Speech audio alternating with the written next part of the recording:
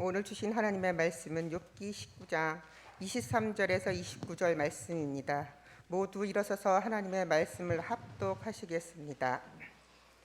나의 말이 곧 기록되었으면 책에 씌어졌으면 철필과 납으로 영원히 돌에 새겨졌으면 좋겠노라. 내가 알기에는 나의 내속자가 살아 계시니 마침내 그가 땅 위에 서실 것이라. 내 가죽이 벗김을 당한 뒤에도 내가 육체 밖에서 하나님을 보리라. 내가 그를 보리니 내 눈으로 그를 보기를 낯선 사람처럼 하지 않을 것이라. 내 마음이 초조하구나. 너희가 만일 이르기를 우리가 그를 어떻게 칠까 하며 또 이르기를 일의 뿌리가 그에게 있다 할진대 너희는 칼을 두려워할지니라.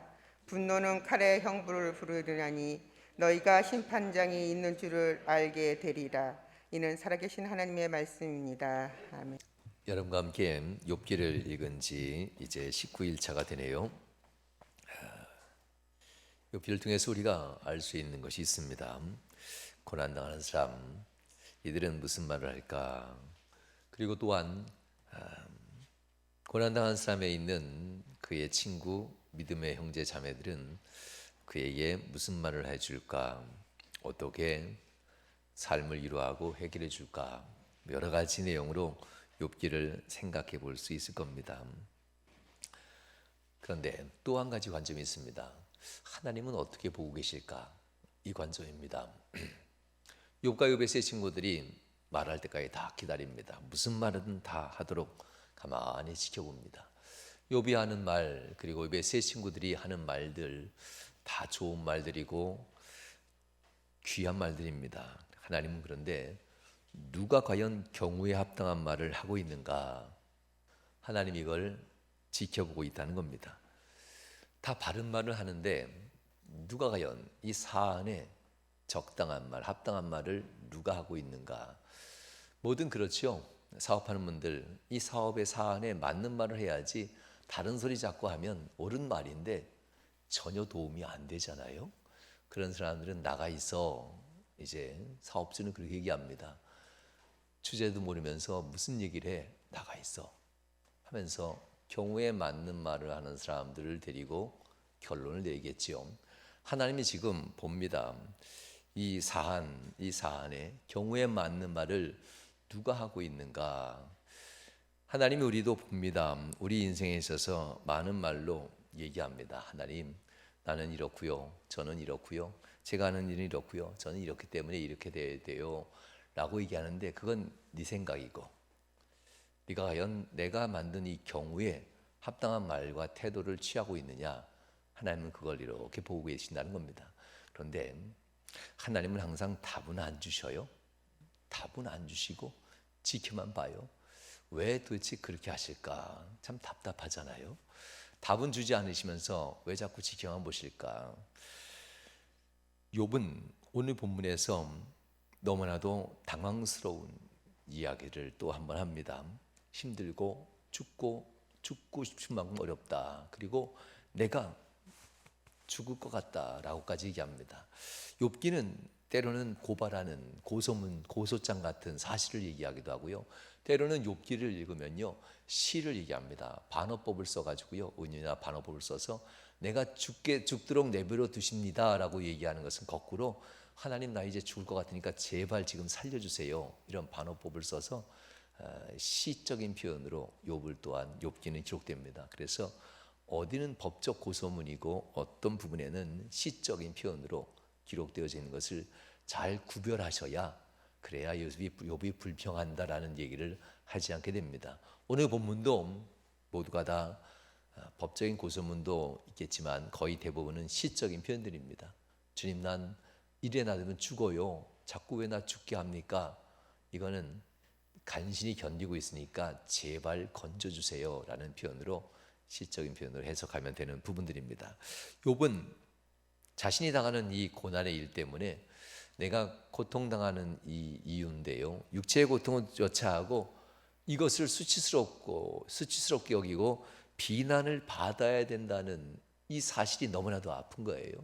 내가 고난당하는 것도 어려운데 이 고난이 길어지니까 사람들이 나를 비난하는 것, 죄인이라는 이 비난을 받으면서 네가 죄인인 것을 시인해 자꾸 강요받는 것이 욥으로서는 너무나도 억울하고 속상한 일이었어요.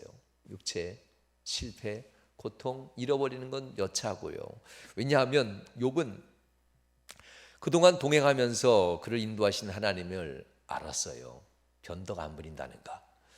내가 주님을 믿기 시작한 그때부터 지금까지 나는 변덕 부렸어도 주님은 변덕 부리지 아니하시고 늘 한결같은 모습으로 나를 지켜준다는 것을 욥은 이미 알고 있었고요.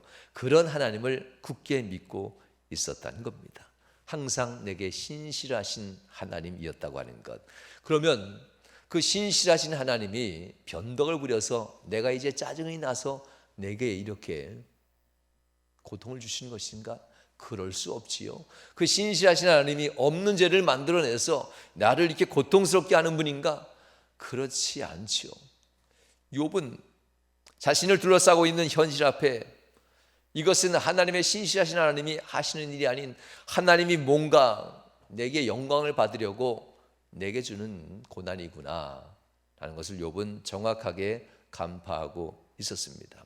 하나님과 그토록 가까이 동행하면서 하나님의 뜻을 모른다면 이것이 정말 부끄러움이지요. 하나님은 인내하고 참고 사단마귀의 시험을 이겨내라고 그리고 내게 영광이 되도록 하여라라고 하나님은 그런 기대감을 가지고 묵묵히 지켜보고 있는데 하나님의 이 뜻을 알지 못한 채 내가 죽을 죄인입니다 하면서 회개하면서 눈물을 이어 없는 죄도 만들어내면서 회개하고 있다면 욥이 만약 그렇게 하고 있다면 이거야말로 부끄러움이고 수치가 되지 않겠어요? 마귀가 이기는 일이 됩니다.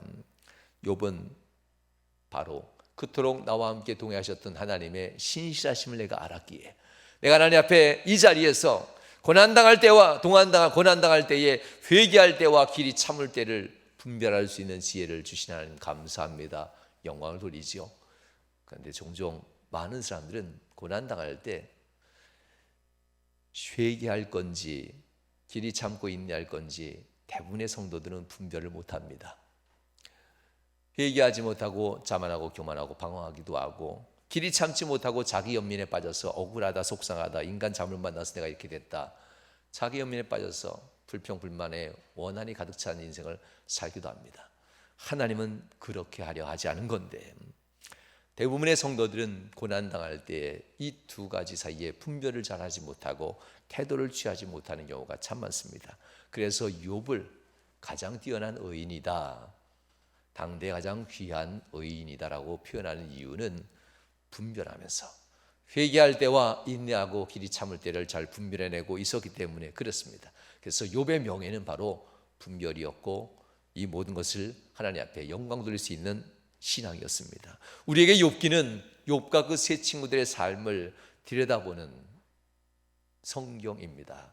욥과 욥의 세 친구들의 삶 속에서 분명 욥은 고난당하는 사람들 어떤 이유도 알 수 없는데 고난당하는데 아무튼 고난의 이유는 내가 모르겠지만 하나님은 신실하시니 하나님이 내게 영광 받으실 거야 하면서 묵묵히 참고 기다리는 욥의 모습, 그리고 욥의 세 친구들은 어떻게 하든지 도와주려고 어떻게 하든지 욥을 회복시켜 주려고 욥에 있어서 어떻게 하든지 그들이 배운 대로 경험한 대로 그들이 가졌던 신앙의 추억대로 욥을 회복시켜 주려고 설득하고 설득하는 이 세 친구의 모습.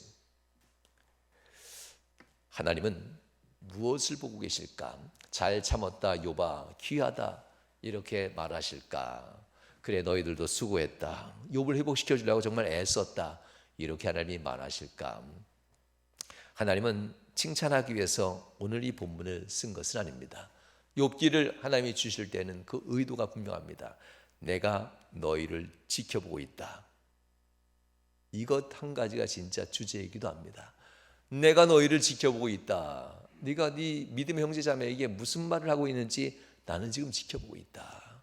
엘리바스, 빌닷, 소발, 고난당하는 욥, 너희들이 내뱉는 모든 말들을 내가 다 지켜보고 듣고 있다. 묵묵히 어디까지 얘기하는지 한번 지켜보자.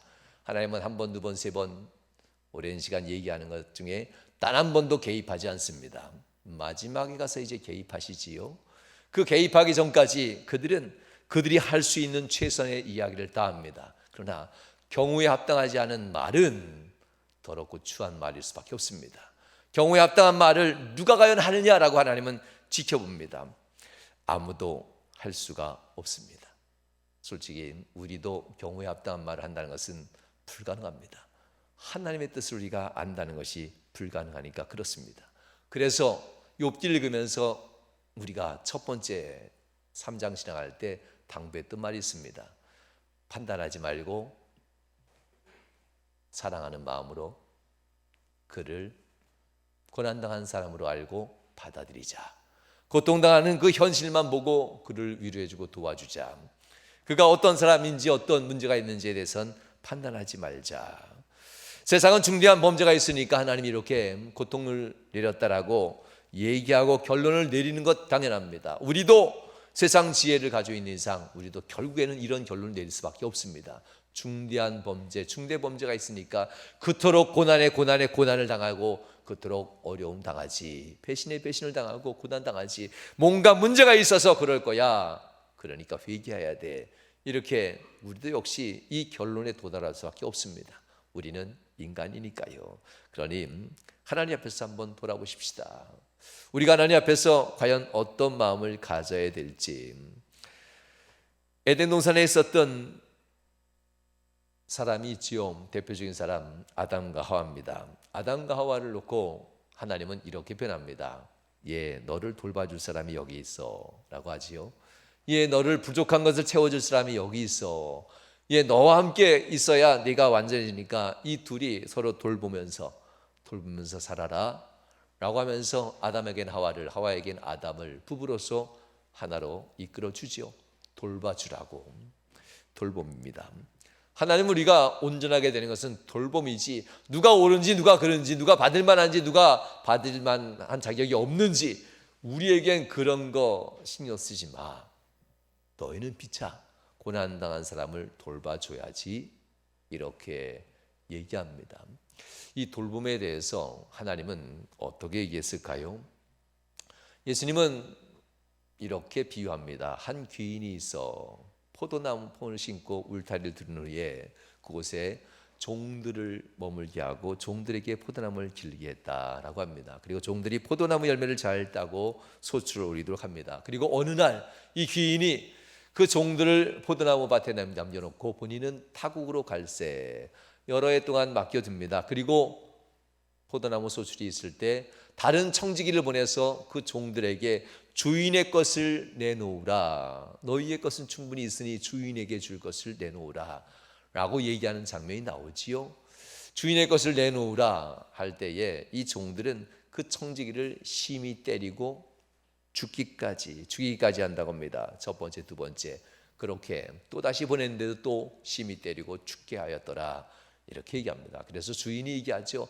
내 아들, 사랑하는 내 아들을 보내면 저희들이 내 아들을 귀히 여기리라. 그래서 내 아들의 말은 따르리라 라고 하면서 귀인이 아들을 보내지요. 이 아들도 죽여버립니다. 그리고 이 포도원을 내가 차지하리라 라고 합니다. 주님이 과연 달라는 것이 뭘까요? 우리는 물질처럼 생각하는데요. 주님이 달라는 것이 뭘까?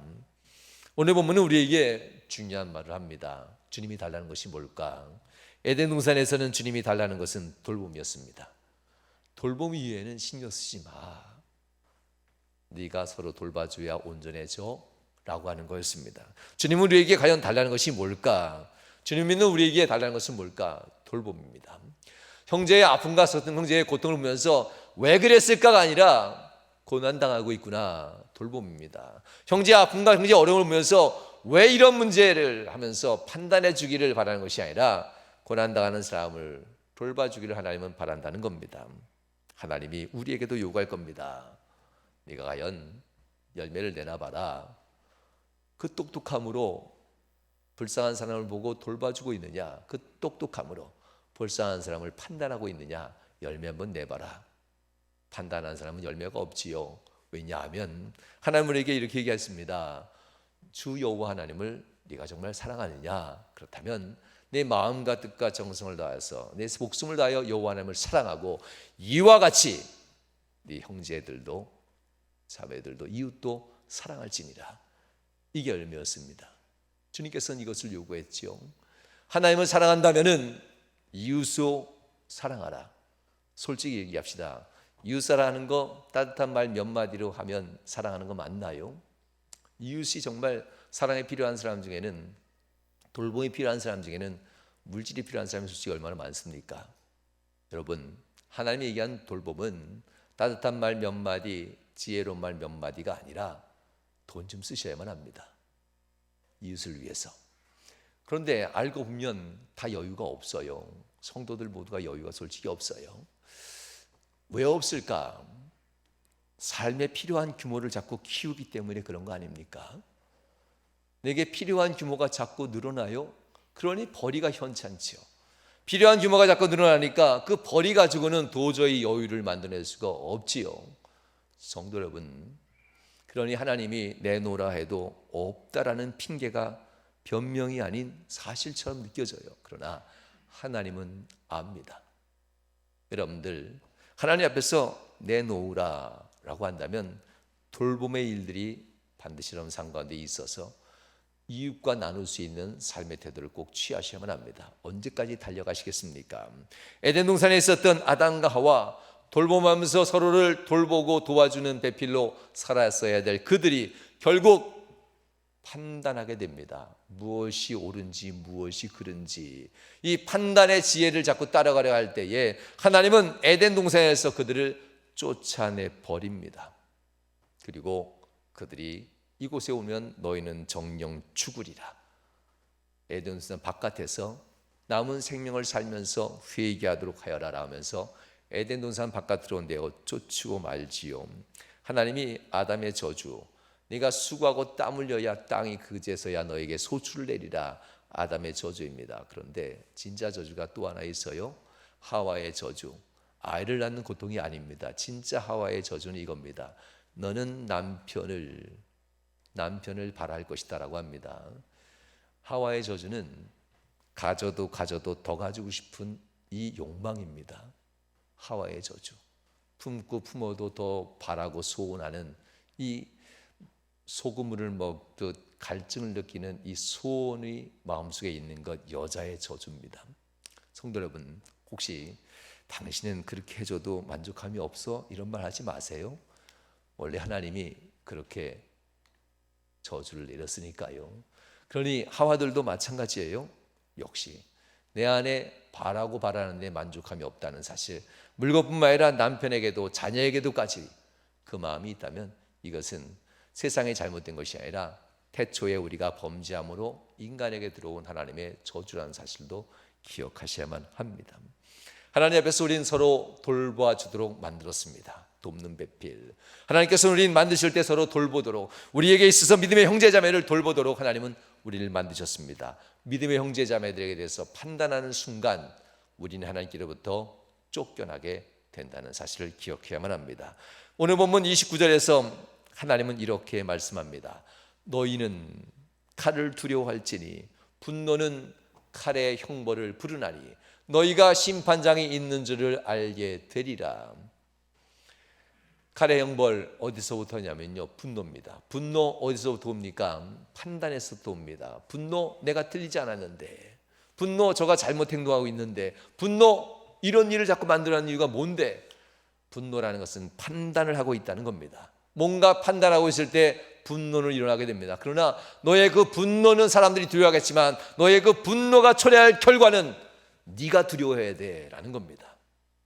내가 아는 것, 내가 아는 체하고 네가 가진 지식과 네가 있는 권력으로 사람들을 무섭게 하고 두렵게 하지만 내가 아는 그 판단이 결국 분노의 칼의 형벌이 너에게 올 거야. 너는 분노하는 사람, 판단하는 사람 되면 안 돼 라고 하면서 욥이 그의 친구들에게 하나님의 마음을 전하는 얘기가 오늘 본문 29절에 기록되어져 있습니다. 성도 여러분, 여러분들 옆에 있는 분들이 가족보다도 더 가까운 분들이라는 것을 명심하십시오. 솔직히 여러분들 가족과 함께 이렇게 1시간 동안 앉아서 같은 찬송, 같은 기도를 듣고 같은 말씀을 읽고 같은 메시지를 듣고 같은 광고를 듣고 같은 일을 계획하고 같은 일을 위해서 헌신하고 수고하는 일들, 여러분 가족과 함께 이렇게 1시간 이상 해본 적 있습니까? 그것도 매주마다. 없지요. 아무리 친한 친척이라도 친구라도 이렇게 가까이 오진 않아요. 여러분들 얼마나 가까운 사이인지 명심하셔야만 합니다. 매주마다 만나고 때론 수요일 저녁, 금요일 저녁 새벽마다 만나는 분들 있습니다. 최고의 친밀감이 있어야만 합니다. 서로 남인 듯 행동하면 안 됩니다. 매우 가깝게, 이미 매우 가까워진, 영적으로 매우 가까워진, 정말 우린 식구보다 더 가까운 자들이 되어 있다는 것을 명심하십시오. 하나님이 그럼 우리에게 바라는 것이 뭘까? 이토록 가까웠다면 뭘 바라실까? 식구들만 챙긴다면 여기 사람들을 진짜 챙겨야지요. 혈연으로 낳았다고 해서 내 식구인가요? 정말 하나님이 바라는 식구는 너희 집에 있는 그 가족 말고 여기가 더 친한 식구가 아니겠느냐. 하나님 때문에 모였으니까요. 그러니 하나님 바라는 것은 가족을 챙기듯 우리의 식구들을 돌보고 챙기는 이 일을 우리가 하기를 하나님 바라신다는 것을 명심하시길 주님으로 축원합니다. 가깝다면 가까울수록 돌봄을 하는 것이 식구지 않겠습니까? 그런데 가까워지면 가까워질수록 남을 판단하는 일을 한다면 그 사람은 식구가 더 이상 아닙니다. 교회 안에서도 역시 마찬가지지요. 욥과 욥의 친구들 정말 가깝고 가까운 사람들입니다. 친구가 넘어서 식구와 같은 사람들입니다. 이들에게도 하나님이 원하는 것이 있었습니다. 판단이 아니었습니다. 그건 내가 하고 너희들은 뭘 하길 내가 바라는지 깨닫길 바란다. 하나님은 잠잠히 기다리고 있는 겁니다.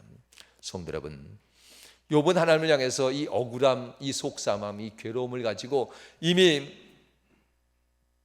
16장, 17장에서 고백했지요. 하나님, 이 억울함, 나 죄 없다는 거 하나님이 증인이 되시지요. 하나님은 나의 중보자가 돼서 내게 증거해 줄 거지요. 라고 이렇게 욥은 고백했습니다. 대단한 고백이라고 얘기했지요. 그 고백이 내게 수월 죽음의 자리, 죽은 자들이 머무는 자리까지 내가 간다 할지라도 하나님은 거기서도 내 증인이 돼 주실 것이요, 증인이 돼 주실 것이지요 하면서 16장 17장에 이미 욥은 얘기했습니다. 그럼에도 불구하고 이 세 친구들은 욥을 향해서 자기의 죄를 시인하지 않는 욥, 더 이상 희망이 없다는 것을 알고 욥을 향해서 재차 더 세차게 몰아붙이고 공격하는 일을 하게 됩니다. 마치 욥이 틀렸다라는 것을 증명해내는 사명을 가진 자처럼, 한번 물으면 놓지 않는 늑대들처럼 계속 물고 뜯어지면서 욥 내가 틀렸어, 내가 옳아, 이렇게 계속 하려고 합니다. 좀처럼 비판과 판단의 공격을 멈추지 않는 이 세 친구들을 보게 됩니다. 왜 그럴까? 자존심일까? 자신이 이기고 싶고 지기 싫은 걸까? 왜 그럴까? 욥보다 내가 더 의롭다는 것을 인정이라도 받고 싶은 것처럼 욥의 세 친구들은 정말 욥을 비난하고 경고하게 하는 것을 멈추지 않습니다. 교회 안에서도 이 일을 하는 것은 뒷전이고 누구 말을 따를까 때문에 서로 의상하고 등 돌리는 경우도 혹시 있지 않나요? 하나님의 일은 뒷전이고 무엇이 옳은지 그른지 해야 되는지 마른지 이 얘기하다가 회가 멈춰버리고 하나님의 일을 결정하지 못하는 경우들 많지 않습니까? 성도 여러분, 자존심이겠습니까? 지기 싫은 겁니까? 그보다 내가 좀 똑똑하다라고 인정받고 싶은 겁니까? 근데 문제는 더 있습니다.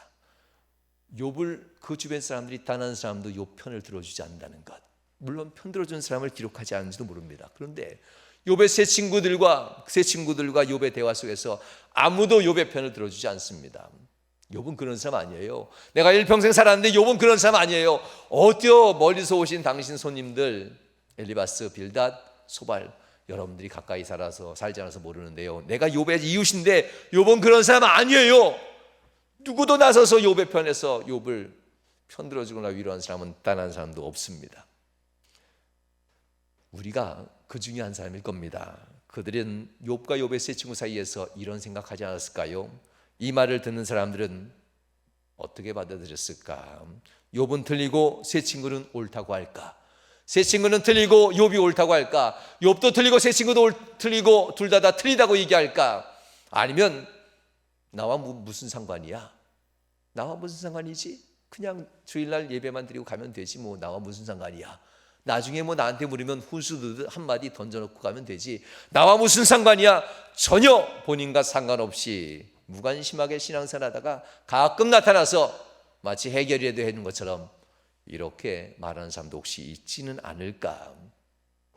욥과 욥의 세 친구들 사이에서 이들은 과연 어떻게 행동할까? 우리들은 이 중에 있을 겁니다. 욥이든 욥의 세 친구이든 욥의 주변에 있던 사람들이든 우리는 그 주변에 그 현장에 우리도 있을 겁니다. 어떤 선택을 하시겠습니까? 욥기는 선택하지 말라라고 합니다. 어떤 선택을 하든 결국 중요한 것은 이겁니다. 선택한 그것을 이루기 위해서 행동하게 됩니다. 선택하는 순간 자신이 선택한 그것이 옳다고 이루기 위해서 행동하게 됩니다. 그러면 판단을 하게 되고, 그러면 누구는 틀리고 누구는 옳은 일이 되기 때문에 선택하지 않는 것을 하나님은 바라고 있습니다. 하나님은 어떻게 행동하기를 바라시는가? 선택 같은 거 하지 마. 판단 같은 거 하지 마. 불쌍한 사람은 돌봐주면 되는 것이고, 일이면 나서서 하면 되는 거고, 하나님의 영광이면 누가 하든 먼저 하면 되는 거고, n분의 1 규모 있게 합시다. 세상 사람들은 지혜 이룬 것처럼 척하면서 얘기하지만 교회는 그게 안 돼요. 헌신하는 사람이 앞서 나서서 항상 먼저 시작해요. n분의 1 규모 이런 거 없어요. 내가 먼저 하겠습니다. 내가 먼저 하겠습니다. 내가 먼저 돌보겠습니다. 제가 비천하지만 제가 먼저 돌보고 제가 먼저 일하겠습니다. 제가 부족하지만 제가 먼저 이렇게 일을 시작하겠습니다. 교회는 규모작으로 하겠습니다라는 것이 있을 수 없습니다. 왜냐하면 월급 주는 것이 아니니까요. 헌신하고 봉사하는 거니까요. 하나님은 어떻게 행동하기를 바랄까? 선택하지 말고 내가 원하는 것을 네가 먼저 행동해. 이것이 바로 하나님의 마음입니다. 우리가 살아가는 세상에서 무엇을 선택하든 그것은 본인의 의지이며 자유일 겁니다. 그러나 분명한 것은 무엇을 선택하든 본인이 자유의지로 선택하지만 그에 대한 결과를 받을 때는 자유의지와는 전혀 상관없습니다. 내가 선택한 것 자유의지로 선택했지만 그 결과에 대해서는 하나님의 위력으로 말미암아 우리에게 심판이 온다는 사실을 명심하셔야만 합니다. 받을 수 있고 안 받을 수 있는 그런 사실이 아닙니다. 마태복음 16장 27절에서 주님께서는 이렇게 얘기합니다. 인자가 아버지의 영광으로 그 천사들과 함께 오리니 그때에 각 사람이 행한 대로 갚으리라. 할렐루야. 주님이 하는 겁니다. 네가 주님을 하나님을 사랑하느냐? 내 마음과 뜻과 정성을 다해 네 목숨을 다해 주 여호와 하나님을 사랑하고 이와 같이 네 이웃을 사랑하라. 귀인이 먼 타국에 갔다가 돌아오는데 그때에 네 열매 좀 다오. 뭡니까? 내 가족 복 받았다고, 내 가족 은혜 받았다고 열매가 아니지요. 하나님을 사랑하듯 이웃을 사랑한 열매를 좀 가져와야지요. 성도 여러분, 하나님 앞에 헌신하면서 평행선을 달려가십시오. 헌신하지 않는 평행선을 달려가면 위험합니다. 주님은 우리에게 요구합니다. 그 행한 대로 내가 갚아줄 거야. 내게 열매가 있으면 열매가 있는 대로 2달란트는 4달란트로, 5달란트는 10달란트로 네 것 다 가져라. 1달란트는 그대로 하나님의 징계로 내쫓아 버립니다. 1월달 여러분에게 수없이 많이 제가 강조했지요. 11조 하라고. 11조는 여러분 신앙의 표지입니다. 정말 중요합니다. 왜냐하면 헌신하는 일, 그리고 이웃을 사랑하는 일, 섬기는 일, 돌보는 일, 따뜻한 말 몇 마디로 되지 않습니다. 여러분, 여러분의 돈이 있어야만 합니다. 하나님 앞에 여러분 교회의 11조뿐만 아니라 이웃을 사랑하는 데 있어서 여러분 돈을 내놓지 않으면서 무슨 사랑이 일어날 수 있겠습니까? 여러분들 재물을 내놓으셔야만 합니다. 가족을 위해서 쓰고 싶어도 규모를 줄여가면서라도 구별하셔야만 합니다. 그 규모 줄여서 조금 불편해질 뿐 불행해지지 않습니다. 규모를 줄여서라도 하나님 앞에 11조 드리셔야만 합니다. 11조가 드려져야 이웃 사랑하는 마음도 생기고 물질로 사용하게 됩니다. 11조가 정확하게 구별되어져야 그 다음 선교나 구제나 헌금들이 구별되기 가능합니다. 11조가 구별되지 않는데 하나님의 것을 도적질하고 있는데 어찌 선교헌금하고 어찌 구제나 어찌 감사헌금 한다고 얘기하겠습니까? 하나님의 것을 도적질하고 있는데 어찌 나가서 구제하고 내가 이웃을 돌본다고 이런 얘기를 할 수 있겠습니까? 성도 여러분, 주님은 각 사람에게 행한 대로 갚으리라라고 얘기합니다. 욥과 욥의 세 친구들은 욥의 이 어려움 당한 일을 보면서 욥을 비난하고 욥을 판단하지요. 내가 그러니까 하나님은 절대 반응하지 않습니다. 그건 네 몫이 아니야. 내가 판단하는 것이고 내가 징계하는 것이고 너희들의 몫은 하나님 앞에 정직하게 행하는 것, 어려운 이들을 돌보는 일이야 라는 말이었습니다. 성도 여러분, 욥은 친구들을 자신을 고통스럽게 하고 집 부수는 자라고 격렬하게 고발하고 있는 듯합니다. 그러나 꼭 그런 것만은 아닙니다. 하나님 앞에서 내가 죽을 만큼 힘들다는 것을 하나님께 표현하고 싶어서 욥이 하는 말입니다. 욥이 오늘 본문에서 하나님 앞에 이렇게 고백하지요. 하나님, 나는 성벽에 거하지도 않는데 하나님 마치 나를 성벽을 부수듯 내게 공격하십니까? 나는 텐트에 거하고 있는데 성벽을 부수듯 나를 공격하면 나는 천막에 살고 있는데 나는 정말 죽습니다. 하나님, 죽어가고 있습니다. 하나님은 왕을 공격하듯이 내게 이 수없이 많은 병사들을 들여서 나를 공격하십니까? 나는 그저 시골 촌부에 불과한데 하나님 마치 왕을 공격하듯이 군사를 대동하듯이 나를 공격하시는군요. 내가 정말 힘듭니다. 하나님, 일찍 일어나서 나를 공격하니 내가 죽겠습니다 라고 얘기합니다. 이것은 시적인 표현이죠. 하나님, 이제 까딱 잘못하면 나는 정말 죽습니다 라는 겁니다. 하나님, 까딱 잘못하면 나는 이제 영원히 죽으니 하나님 후회하시지 마세요. 제발 살려주세요 라는 고백이 이 욥기 19장에 기록되었습니다. 그러면서 욥은 하나님 앞에 구하는 한 가지가 있습니다. 나의 증인이 되신 예수 그리스도 하나님을 의지했던 욥이라면, 이 신앙에 가장 귀한 고백을 했다면 오늘 본문은 욥의 신앙의 정점입니다. 가장 귀한 정점을 찍는 말씀이 나오는데요, 고엘이라는 법을 들어서 얘기합니다. 욥은 그를 위하여서 대속해 줄 자 고엘의 은혜를 구하는 것을 보게 됩니다. 욥은 13절로 14절에서 하나님 앞에 이렇게 얘기합니다. 하나님, 내 형제들이 나를 멀리 떠나게 하셨습니다. 하나님은 나를 아는 모든 사람을 내게서 낯선 사람이 되겠습니다. 하나님은 내 친척을 버렸고 가까운 친지들은 나를 잃어버리게 하셨습니다. 무슨 뜻이냐면요, 나의 문제를 대신 빚을 갚아주고 청산해주고 나의 고통을 대신 감당해 줄 수 있는 이런 최고로 가까운 친척들이 대신해 줄 수 있습니다. 고엘의 법입니다. 그런데 하나님은 내 곁에서 나를 위해서 이 고난을 함께 나눌 단 한 사람도 남기지 아니하고 다 물러가게 했습니다. 하나님, 내 인생이 이제 완전히 끝났습니다. 본문 20절에 욥은 이렇게 고백합니다. 내 피부에 살이 뼈에 붙었고 내 남은 것은 겨우 잇몸뿐이로구나. 하나님, 이러시면 안 되지요. 나에 대해서 대속할 자 고엘의 법까지 이루어줄 친척들마저 다 떠나게 해버리고 내가 이제 뼈마디가 다 말라서 피부에 사물이 말라서 피부가 내 뼈에 달라붙을 만큼 나는 이제 마지막입니다. 하나님, 나를 불쌍히 여기셔야죠. 간절히 기도합니다. 친구들에게조차도 구합니다. 21절 말씀이면 친구야 나를 불쌍히 여겨다오. 친구야 나를 불쌍히 여겨다오. 하나님이 나를 치셨도다 라고 하면서, 하나님의 손이 나를 치셨다 하면서 친구들에게 나를 불쌍히 여겨달라는 간절한 고백을 하는 것을 볼 수가 있습니다. 서로 성도 여러분, 고엘의 법이 나와 먼 것처럼 느껴질 이때에, 친척들도 나를 외면할 이때에, 친구들이 나를 외면할 이때에 그는 하나님께 구하는 이 모습들, 주여 내 피부가 내 뼈에 달라붙어 죽기 직전입니다. 이 말은 이제 주님이 그 법을 감당하소서라는 겁니다. 그는 처음부터 지금까지, 아니 죽음이 그를 덮는 순간까지 오직 하나님만 귀한 분으로 여기고 믿고 의지하였던 그 믿음을 그대로 행동합니다. 마치 죽음이 눈앞에 왔다 할지라도 흔들리지 않는 믿음으로 그는 신실하게 고백하는 장면이 본문 말씀입니다. 그러면서 이 욥은 얘기합니다. 내가 고백하는 이것을 돌에 철필로 새기길 바란다. 하나님이 나의 대속자가 되길 나는 소원합니다 라는 얘기입니다. 23절 24절 말씀에 이렇게 합니다. 나의 말이 곧 기록되었으면 책에 쓰여졌으면 철필과 나무로 영원히 돌에 새겨졌으면 좋겠노라. 하나님은 나의 대속자이십니다 라는 고백을 하는 이야기입니다.